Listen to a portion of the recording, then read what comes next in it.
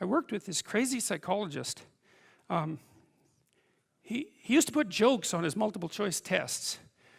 He was a really eccentric guy, but I really liked his courses. He taught a course on creativity, and he was also a prison psychologist, and he was an eccentric guy, and he for some reason liked me, and maybe because I was eccentric too, and he invited me to go out to the Edmonton maximum security prison with him a couple of times, which I did, and that was a very interesting experience because I was trying to figure out what role each individual's behavior bore to the pathology of the group. It was something like that. And I went out there and I met a little guy, smaller than me. I was a little bigger by then. And he was a pretty innocuous guy. And what had happened was I was out in this gymnasium. It looks like a high school, a prison, which is really quite telling in my estimation. And there were all these like monsters in there, weightlifting, and like they were monsters. I remember one guy who was tattooed everywhere, and he had like a huge scar running down the middle of his chest. It looked like someone had hit him with an axe, and you know, and I was in there, and I had this weird cape that I used to wear that I bought in Portugal, and some boots that went along with it. And yeah, it was like an 1890s Sherlock Holmes cape, and it was really like it was from the 1890s because this little village was up on a hill. It was a walled city on a hill, and they sold these things, and I don't think they'd changed the style since 1890, and so I thought they were really cool, and so I was wearing that, which wasn't perhaps the most conservative garb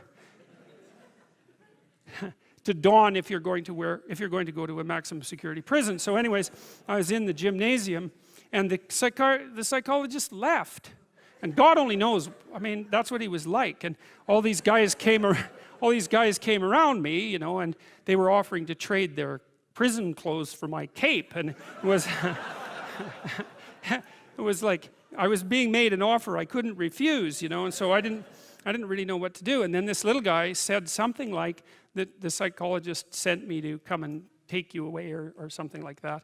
And so I thought, well, better this little guy than all these monsters. So we went outside the gym through some doors, like school doors. We went outside the gym into the exercise yard, I guess, and we were wandering along, and he was talking to me, and he seemed like a kind of an innocuous guy. And then the psychologist showed up at the door and motioned us back, and so, which was kind of a relief. And so I went into his office, and he said, you know that guy that you walked out in the yard with? And I said, yeah. He said, he took two cops one night, and he had them kneel down, and while they were begging for their lives, he shot them both in the back of the head.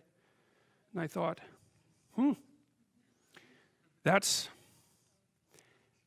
see, the thing that was so interesting was that he was so innocuous, right? Because what you'd hope is that someone like that would be very much unlike you, let's say, and certainly wouldn't be like someone innocuous that you'd met. What you'd want is that the guy would be like, you know, half werewolf and half vampire, so you could just tell right away that he was a cold-blooded killer. But no, he was this sort of ineffectual little guy who was certainly not ineffectual if you gave him a revolver and the upper hand. And so that made me think a lot about the relationship between being innocuous and being dangerous. And then another thing happened. I met another guy out there, and then a week or two later I heard that he and a friend of his had held another guy down and pulverized his left leg with a lead pipe, like just pulverized it. And the reason for that was that they thought that he was a snitch, and maybe he was. And that time I did something different. Instead of being shocked and horrified by that, although I certainly was, I thought, how in the world could you do that? Because I didn't think I could do that. I thought that there was a qualitative distinction between me and those people. And so I spent about 2 weeks trying to see if I could figure out under what conditions I could do that.